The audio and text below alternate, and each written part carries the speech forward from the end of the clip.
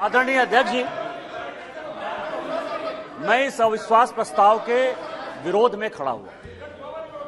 मैं अपने दल के नेता माननीय प्रधानमंत्री मोदी जी और पूरी भारतीय जनता पार्टी के लीडरशिप का शुक्रगुजार हूं। एक मिनट माननीय सदस्य, आप सीनियर व्यवस्था हो, शब्द बोलते समय ढंग से बोला करो।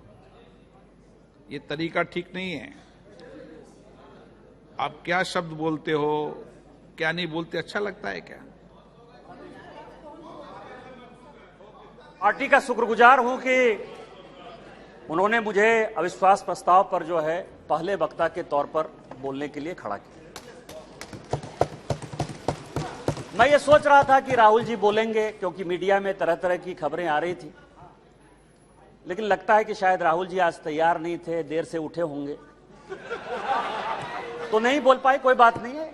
गौरव गोगोई जी ने बोला, बहुत अच्छा बोला।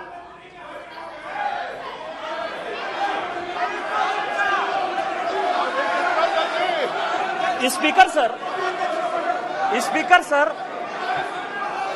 गौरव गोगोई जब बोल रहे थे, इस कांग्रेस पार्टी को शहादत के बारे में, लोगों का क्या बलिदान है इसके बारे में कुछ पता नहीं है।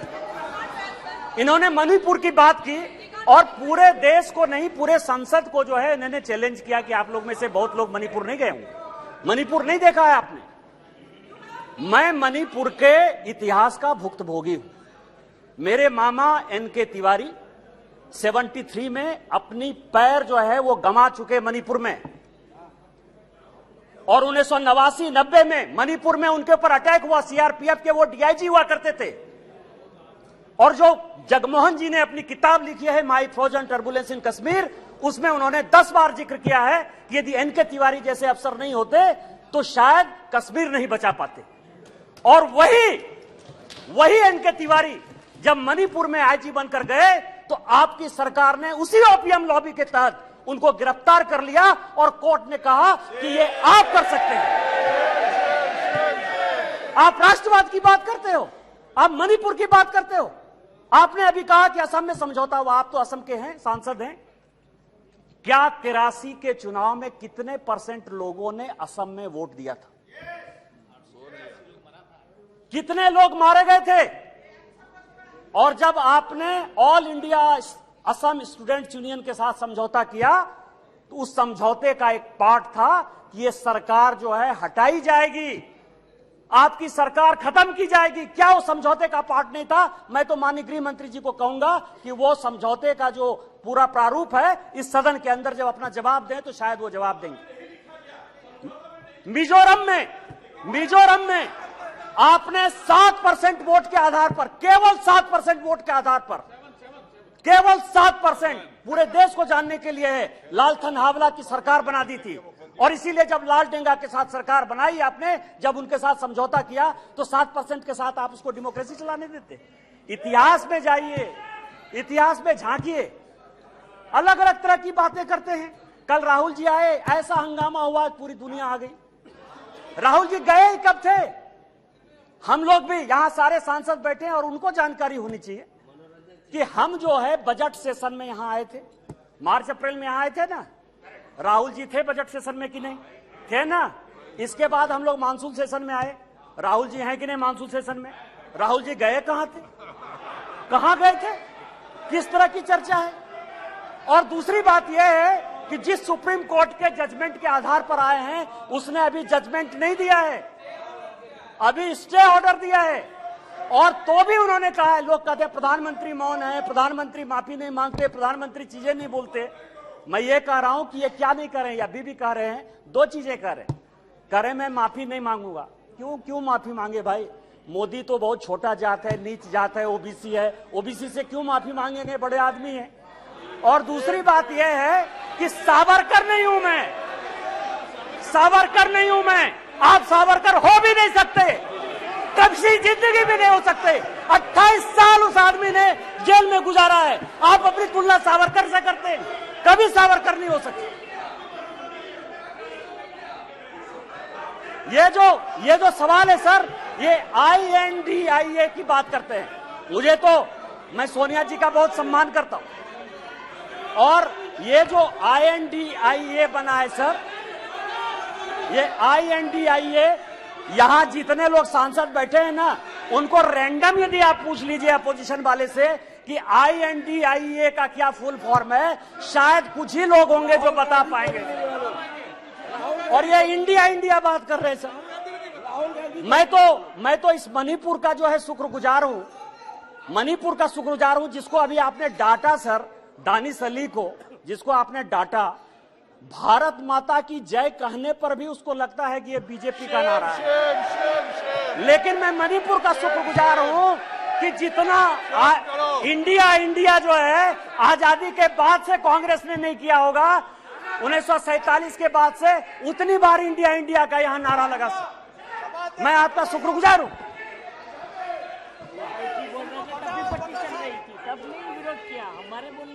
मेरे प्रधानमंत्री अध्यक्ष महोदय, मेरे प्रधानमंत्री एक बात कहते हैं कि ये अविश्वास प्रस्ताव नहीं है। प्रधानमंत्री जी कहते हैं कि ये अविश्वास प्रस्ताव नहीं है, ये अपोजिशन में विश्वास प्रस्ताव है कि कौन अपोजिशन में कौन किसके साथ है। जब माननीय प्रधानमंत्री जी ने यह कहा तो मैंने सोचना शुरू किया सर कि प्रधानमंत्री जी ये बात क्यों कह रहे हैं, हमारे खिलाफ अविश्वास प्रस्ताव है, लेकिन वो कह रहे हैं कि ये अपोजिशन वाले अपने विश्वास प्रस्ताव की बात कर रहे हैं और उसमें वो देखना चाहते हैं कि कौन दल सचमुच उनके साथ है। तो मैं तह पर गया सर कि अविश्वास प्रस्ताव पर कौन कौन पार्टी हमारे खिलाफ है। सबसे बड़ी पार्टी DMK है, बड़ा सम्मान करता हूं मैं, करुणानिधि जी का बड़ा योगदान रहा है इस देश को बनाने में। अब आप समझे सर कि 1976 में भ्रष्टाचार के आरोप के ऊपर इस कांग्रेस ने करुणानिधि जी की सरकार को बर्खास्त कर दिया और 80 में जब इंदिरा जी की सरकार बनी तो यही DMK उनके साथ हो गई। आप करें तो रासलीला, हम करें तो करेक्टर ढीला।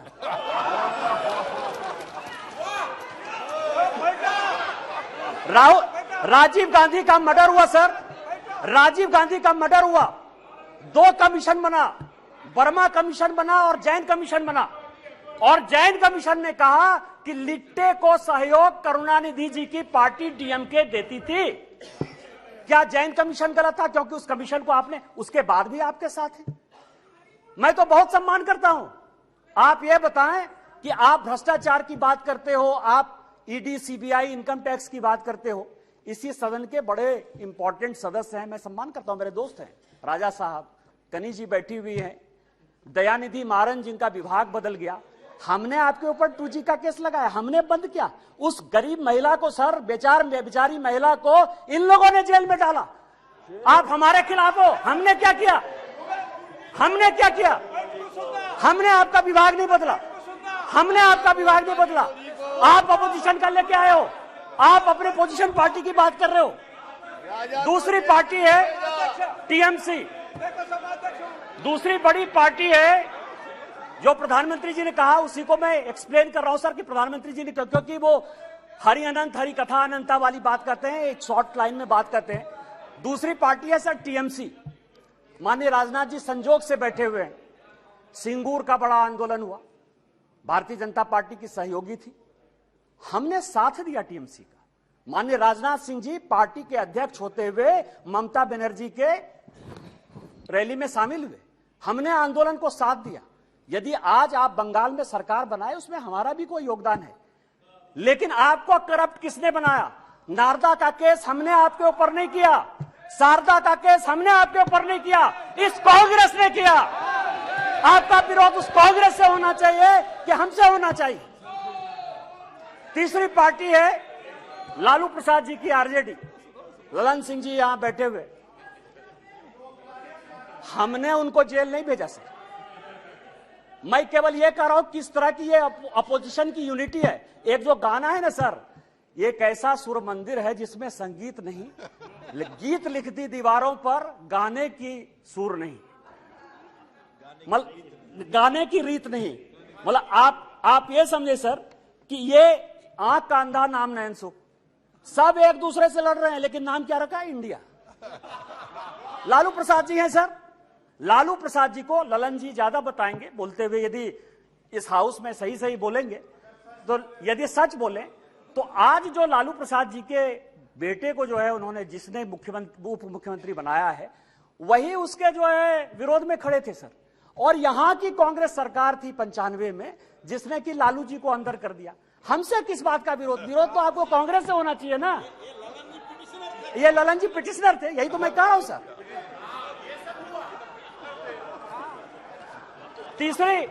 तीसरी पार्टी है सर मुलायम सिंह यादव जी। चौथी पार्टी है मुलायम सिंह यादव जी की पार्टी सर। अच्छा, मुलायम सिंह जी जो यहां थे तो हम लोगों के लिए बड़े सम्मानित थे, और जब भी है देश प्रेम की जो भावना थी उसके ऊपर कोई चैलेंज नहीं कर सकता है सर। लेकिन मुलायम सिंह जी यादव की इमेज को किसने चौपट किया? ये मेरे पास यदि बोलेंगे सर, सारे पेपर में लेके आया हूं कि विश्वनाथ चतुर्वेदी जो है कांग्रेस के कार्यकर्ता है, पीआईएल करते, और सीबीआई का केस जो है 2007 में डिसप्रोपोर्शनेट एसेट का मुलायम सिंह यादव जी के ऊपर हो जाता है। 2008 में इसी सदन में मुलायम सिंह यादव जी ने आपको सीबीआई के डर से न्यूक्लियर में सपोर्ट किया कि उन्होंने अपनी आइडियोलॉजी के तहत किया, ये आप बता दीजिए जनता को। और उसके बाद आपने इनकम टैक्स का केस कर दिया। और हमने क्या किया मुलायम सिंह यादव जी के साथ? हमको पता था कि वो ईमानदार आदमी है, हमको पता है कि देश के प्रति उनकी भावना जो है, और ये पिछड़े दलित शोषित वर्ग से आते हैं, इसीलिए कांग्रेस ने उसको ये किया। हम लोगों ने सीबीआई के सारे केस को खत्म किया, और आज मुलायम सिंह यादव जी के ऊपर केस ने, फिर भी मुलायम सिंह यादव जी हमारे विरोध में, और उसके बाद पद्म भूषण भी दिया हमने। उस दिन सुप्रिया जी बहुत बोल रही थी, एनसीपी है नेचुरली करप्ट पार्टी। कहा है सर? माननीय प्रधानमंत्री जी ने कहा है, बीजेपी कहती है, हम लोग कहते रहते हैं। मैं गया उनके तह पर गया कि 80 में मैं केवल अपोजिशन यूनिटी की बात कर रहा हूं सर। 80 में शरद पवार साहब की चुनी हुई सरकार को किसने बर्खास्त किया? हमने नहीं किया, इस कांग्रेस पार्टी ने किया। किस आधार पर शरद पवार साहब ने एक अलग एनसीपी बनाई थी? हमने नहीं कहा शरद पवार साहब को बनाने के लिए। किस आधार पर जब हम पहली बार यहां जीत कर आए तो रोज जो है इसी तरह की महंगाई की बात होती थी, एक एक्सचेंज की बात, कमोडिटी एक्सचेंज की बात होती थी, रोज पवार साहब के ऊपर आरोप लगते थे, हमने नहीं लगाया। और फाइनली पवार साहब जैसे सीनियर आदमी को कंज्यूमर अफेयर्स मिनिस्ट्री छोड़ना पड़ा। और उसके बाद मैं कागज देख रहा था सर, 2012 और 13 में जिसके लिए कहा कि 70,000 करोड़, जिसके लिए कि काफी पहले तो अब धीरे से बोलती थी, हंस के बोलती थी तो अच्छा बोलती थी, अभी थोड़ा जोर जोर से बोलती है। अब आप समझिए कि व्हाइट पेपर इसी कांग्रेस के चीफ मिनिस्टर पृथ्वीराज चौहान ने किया। छगन भुजबल जी के ऊपर महाराष्ट्र सदन का केस इसी पृथ्वीराज चौहान ने किया, उन्हीं के एसीबी ने किया। 70,000 करोड़ के इरिगेशन स्कैम का भी केस इसी कांग्रेस ने किया। हमने क्या किया आपके साथ? हमसे क्यों, किस बात की लड़ाई है? हमने आपके साथ क्या किया? आपको तो इस कांग्रेस को देखना चाहिए था। इसके बाद एक पार्टी है सर, फारूक अब्दुल्ला साहब, बड़े सीनियर हैं यहां। 1953 में, याद करिएगा सर, 1953 में शेख अब्दुल्ला साहब को जेल में इसी कांग्रेस पार्टी ने बंद किया। 1975 तक 22 साल वो आदमी जेल में रहा इस कांग्रेस पार्टी के कारण। और उसके बाद समझौता किया, शेख इंदिरा समझौता 1975 में। इनका विरोध उसके साथ होना चाहिए कि हमारे साथ होना चाहिए? यहां ओवैसी साहब बैठे हैं, उस दिन पूछ रहे थे कि मैं इधर रहूं कि उधर रहूं।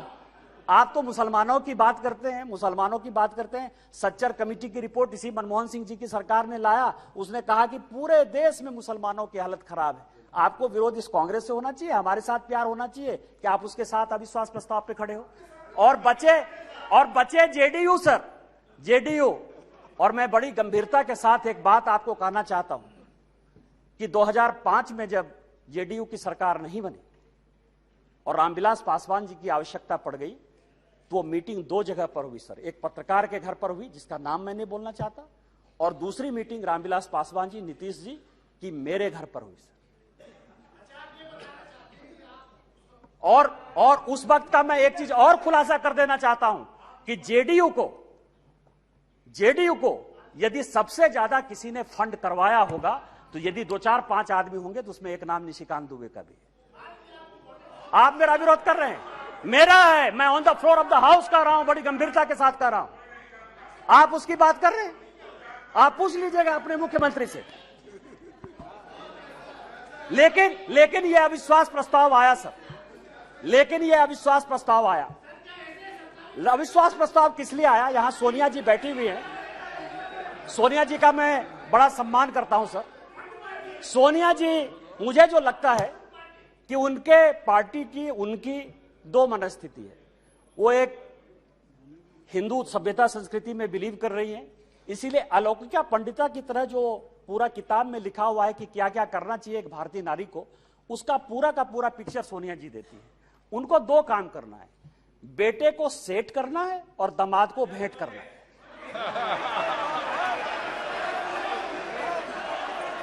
अरे जिसका नेम ले रहा है वो बोले ना, जिसका नेम ले रहा है वो बोले, ये लोग क्यों बोल रहे हैं?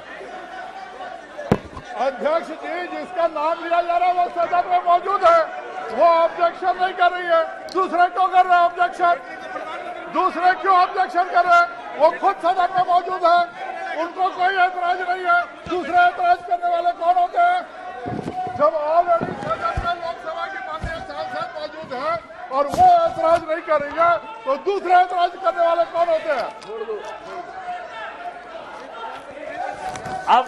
अब आप समझिए सर, मैंने दोनों बातें कही कि बेटे को सेट करना है और दामाद को भेंट करना है। मैं अपने बात पर कायम हूं सर। आप ये समझे सर, ये केस है सर, इनकम टैक्स का केस चल रहा है। नेशनल हेराल्ड का इनकम टैक्स का एक केस चल रहा है ट्रिब्यूनल में। मैं जो भी पेपर कहेगी कांग्रेस, मैं on the floor of the house जो है इसको रखने को तैयार हूं। और यदि इसमें एक भी बात गलत होगी तो मुझे आप सदस्यता से उसी दिन निकाल दीजिएगा सर। लेकिन कांग्रेस पार्टी को सुनना चाहिए सर। इनकम टैक्स अथॉरिटी ने कहा कि ये फाउंडेशन के जितने इनके केस है, नेशनल हेराल्ड के जितने केस हैं, उसकी असेसमेंट करें। हाई कोर्ट का आदेश सर, हाई कोर्ट का आदेश आ गया, हाई कोर्ट का आदेश आ गया कि इसको जो है सेंट्रलाइज करना। ये हाई कोर्ट का आदेश है सर। अभी ये सुप्रीम कोर्ट चले गए। अब आप समझिए कि इनकम टैक्स से बचने के लिए 1 लाख रुपया देके कोई 5,000 करोड़ की कंपनी ले सकता है। ये मैडम सोनिया जी और राहुल जी बता सकते हैं सर, कोई दूसरा नहीं बता सकता। और ये कह रहे हैं कि केवल हमारे ऊपर ये चीजें होती है। यहां जीएम सिद्धेश्वर बैठे हुए सर, हमारे पार्टी के सांसद हैं जीएम सिद्धेश्वर। अब भी 80 करोड़ रुपया उन्होंने इनकम टैक्स में भरा है सर। यदि मोदी जी आपको चोर कहने की बात करते हैं तो अपने पार्टी के भी लोग जो दोषी हैं उनको भी 80 करोड़ रुपया दिया। मैं ऑन रिकॉर्ड कर रहा हूं सर, जीएम सिद्धेश्वर को 80 करोड़ देना पड़ा। बीजेपी के 4 बार के सांसद हैं और आप इनकम टैक्स के लिए बचाव करने के लिए सुप्रीम कोर्ट जाने की बात करते हो। ईडी की रेड होती है सर।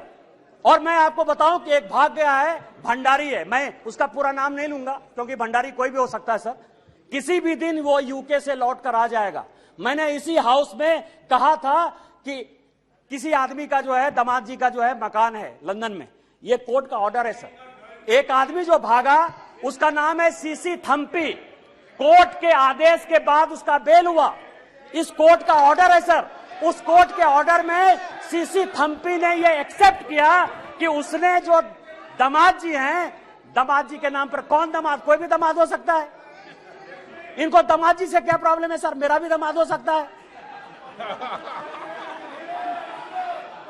12 ब्रांसन स्क्वायर थम्पी ने, जिसको थम्पी ने, कोर्ट ने आदेश दिया कि जब जरूरत होगी तुम आ जाना।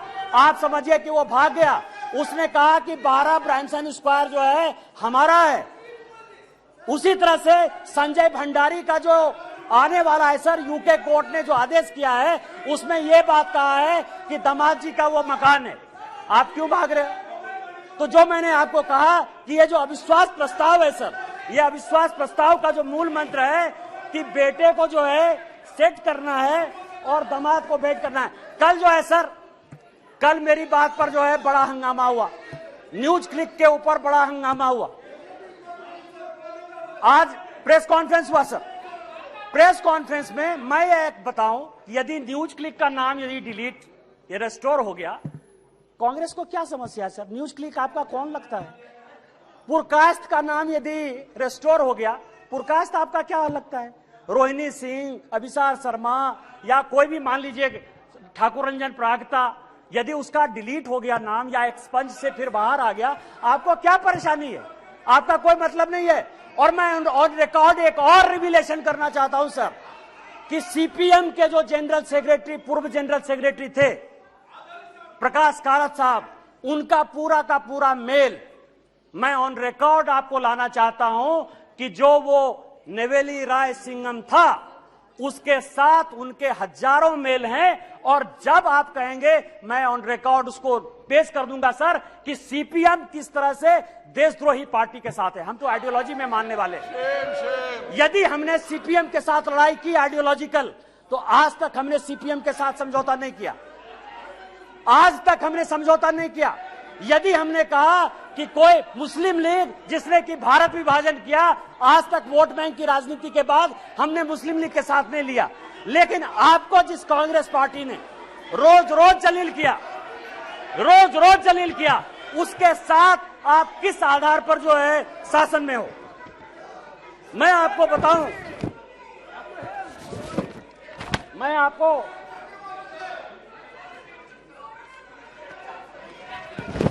अध्यक्ष जी, समस्या क्या है? समस्या क्या है कि हमने जो है एक क्विट इंडिया मूवमेंट जो है स्टार्ट किया है। माननीय प्रधानमंत्री जी जो है गरीब के बेटे हैं, गरीबी को समझते हैं। एक विकास की पट्टी देखकर आपने अभी पूरे पार्लियामेंट को देखा कि किस तरह से परेशान हुआ। कारण क्या है सर? मैं जिस इलाके से आता हूं, मैं आपको बताता हूं कि रीजन क्या है और इतना बड़ा बखेड़ा क्यों। मैं जिस इलाके से आता हूं वहां संथालपरना इलाका है सर। यदि रात हो जाए, तो यदि कोई बीमार हो जाए, तो उसको गंगा नदी टपने के लिए कोई पुल नहीं था सर। आजादी के 75 साल बाद आज वो पुल बन रहा है साहबगंज का सर। झारखंड इस देश में सबसे ज्यादा माइंस और मिनरल्स देता है सर। 40% से ज्यादा माइंस और मिनरल्स इस देश का झारखंड में। उसके बावजूद भी सबसे ज्यादा बेरोजगारी, सबसे ज्यादा भ्रष्टाचार, सबसे ज्यादा विस्थापन, सबसे ज्यादा पलायन उस झारखंड में। आज आप समझिए उसका कारण यह था कि हमारे पास कोई पोर्ट नहीं था सर। आज माननीय प्रधानमंत्री जी के कारण मल्टी मॉडल हब पोर्ट जो है साहबगंज में गंगा नदी में बना है। मैं जहां से सांसद हूं सर, 75 साल में वहां के लोगों ने रेल नहीं देखा। आज जो है मैं गोड्डा की बात कर रहा हूं, गोड्डा जहां से मैं सांसद हूं, गोड्डा जो मेरा नाम है, मैं आपको बताऊं सर 75 साल में गोड्डा के लोगों ने रेल नहीं देखा। आजादी के 75 साल बाद आज वहां रेल है। उस रेल को देखने के लिए 5 लाख की भीड़ आई थी। आज ये सिचुएशन है सर। ये लोग स्वास्थ्य की बात करते हैं सर, पोजीशन की बात करते हैं कि हमने बहुत विकास कर दिया। मैं एक ऐसा बदनसीब आदमी हूं सर कि जिसकी अपनी छोटी बहन इलाज के बिना मर गई। 93 में मेरे यहां कोई डॉक्टर नहीं था जो पेट दर्द का भी इलाज कर पाए। 93 में मैंने अपनी छोटी बहन को खोया है सर। आज उसके भाई होने के नाते मुझे गर्व है कि मेरे लोकसभा में एम्स जैसा इंस्टीट्यूट प्रधानमंत्री, देवघर है सर, 12 ज्योतिर्लिंग का देवघर है, वहां लोग पूजा नहीं कर पाते थे। आज बेंगलोर से, आज बंबई से, आज अमेरिका से, लंदन से सभी लोग वहां एयरपोर्ट पर चढ़कर आते हैं। यह विकास है।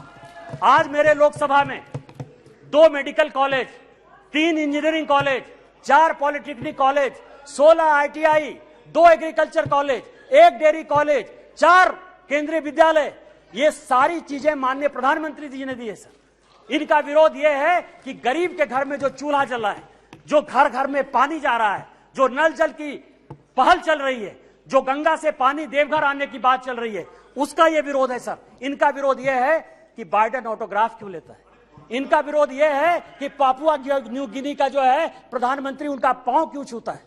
इनका विरोध यह है कि ऑस्ट्रेलिया का जो प्रधानमंत्री है वो उनको बॉस क्यों कहता है। माननीय प्रधानमंत्री जी ने चाहे पिछड़े इलाके हो, चाहे देश हो, चाहे दुनिया हो, जितना काम किया है उसके कारण इनको लगता है कि 2024 में नहीं आने वाले हैं। मैं अध्यक्ष जी अपनी बात महाभारत से खत्म करना चाहता हूं। महाभारत का एक बड़ा कहानी है सर कि द्रौपदी का चीरहरण हो रहा था और पूरे चाहे कौरव पक्ष के लोग हों चाहे पांडव पक्ष के लोग हों, वो सभी जो है चीरहरण को देख रहे थे।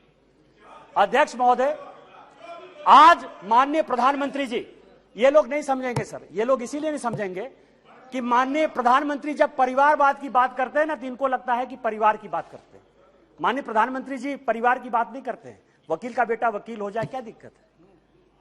आईएएस का बेटा आईएएस होता है सर। यहां डीजी हैं आरपीएफ के, वो आईपीएस भी हैं, उनके दोनों बेटे आईएएस बने सर, जो अपनी योग्यता क्षमता के साथ आते हैं। परिवार को वो क्या कहते हैं, आज मेरे यहां का नेतृत्व क्या है? माननीय प्रधानमंत्री जी गरीब परिवार से हैं। माननीय नड्डा जी ये हैं जिनके परिवार में कोई पॉलिटिक्स भी नहीं था।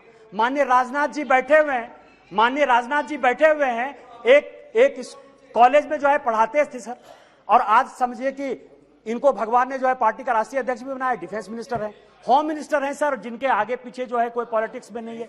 हमारे जैसे लोग हैं। क्या है कि यहां जितना परिवार है ना वो इनके पीछे हैं जो कि परिवार का आदमी नहीं है। और वहां समस्या ये है कि वो सभी परिवारवाद जो है वो उनका जो नेता है, इसीलिए उनका परिवार और परिवारवाद में फर्क है, उनको नहीं समझ में आएगा सर। तो मैं आपको ये कह रहा हूं सर कि आज जो ये अविश्वास प्रस्ताव है सर, अविश्वास प्रस्ताव एक गरीब के बेटे के खिलाफ है। आज जो ये अविश्वास प्रस्ताव है उस आदमी के खिलाफ है जिसने कि लोगों को मकान बना के दिया। आज अविश्वास प्रस्ताव उस आदमी के पीछे है जिसने कि लोगों को पीने का पानी दिया। आज अविश्वास प्रस्ताव उस व्यक्ति के खिलाफ है जिसने शौचालय दिया। आज अविश्वास प्रस्ताव उस आदमी के खिलाफ है जिसने सबों के घर में उजाला लाने की कोशिश की, गरीब के खिलाफ है। और जितने बहस होंगे सर वो माननीय प्रधानमंत्री जी की नीतियों का चीरहरण करेंगे, जैसे द्रौपदी का चीरहरण हुआ है। मैं आपको कहना चाहता हूं इतिहास से कि चाहे राम मंदिर बना दिया हो, 370 जो हमारी थी धारा, वो सारा तो हमने बना ही दिया। मैं केवल इतना कहता हूं सर कि जब द्रौपदी का चीरहरण हो रहा था तो भीष्म पितामह, कृपाचार्य, द्रोणाचार्य, धृतराष्ट्र, जयद्रथ, चाहे वो युधिष्ठिर हो चाहे वो अर्जुन हो, सभी मौन धारण किए हुए थे। आज यदि माननीय प्रधानमंत्री जी का गांव गरीब किसान के हितैषी का आप चीरहरण करेंगे तो जिस तरह से न धृतराष्ट्र बचा, न दुर्योधन बचा, न भीष्म पितामह बचे, न अर्जुन बचा, न युधिष्ठिर बचा, आप में से कोई भी बचिएगा 2024 में आप लोग कोई वापस नहीं आइएगा। हम 400 सीट के साथ वापस आएंगे। इन्हीं शब्दों के साथ जय हिंद जय भारत।